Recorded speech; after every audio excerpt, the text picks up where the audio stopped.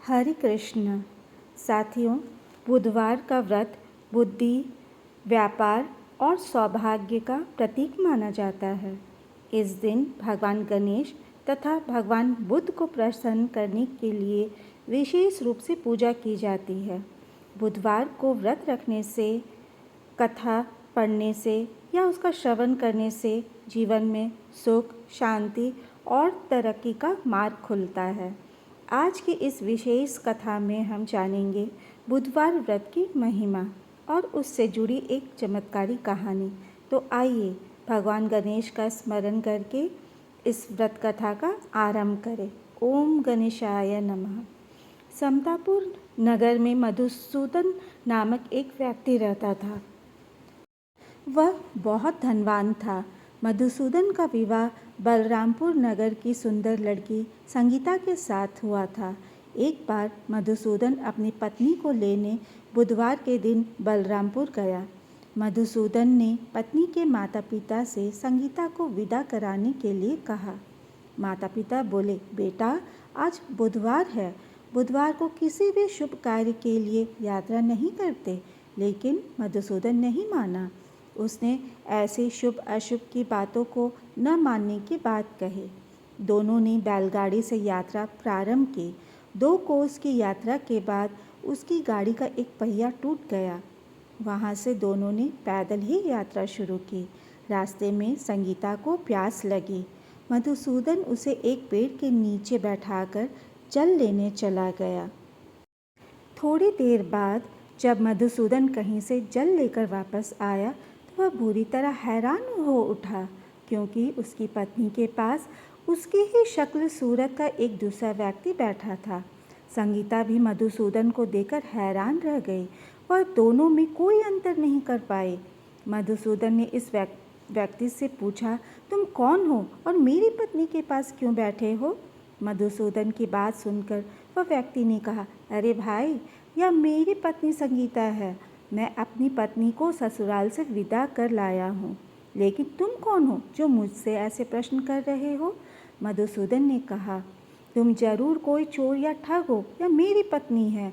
मैं इसे पेड़ के नीचे बैठाकर जल लेने गया था। इस पर उस व्यक्ति ने कहा, अरे भाई, झूठ तो तुम बोल रहे हो। संगीता को प्यास लगने पर जल लेने मैं तो गया था।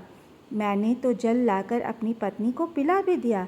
अब तुम चुपचाप यहाँ से चलते बनो, नहीं तो किसी सिपाही को बुलाकर तुम्हें पकड़वा दूंगा। दोनों एक दूसरे से लड़ने लगे। उन्हें लड़ते देख बहुत से लोग वहाँ एकत्र हो गए। नगर के कुछ सिपाही भी वहाँ आ गए। सिपाही उन दोनों को पकड़कर राजा के पास ले गए। सारी कहानी सुनकर राजा भी कोई निर्णय नहीं कर पाया। संगीता भी उन दोनों में से अपने वास्तविक पति को नहीं पहचान पा रहे थे। राजा ने दोनों को कारागार में डाल देने के लिए कहा। राजा के फैसले पर असली मधुसूदन भयभीत हो उठा। तभी आकाशवाणी हुई, मधुसूदन, तूने संगीता के माता पिता की बात नहीं मानी और बुधवार के दिन अपनी ससुराल से प्रस्थान किया। यह सब भगवान बुद्ध देव के प्रकोप से हो रहा है।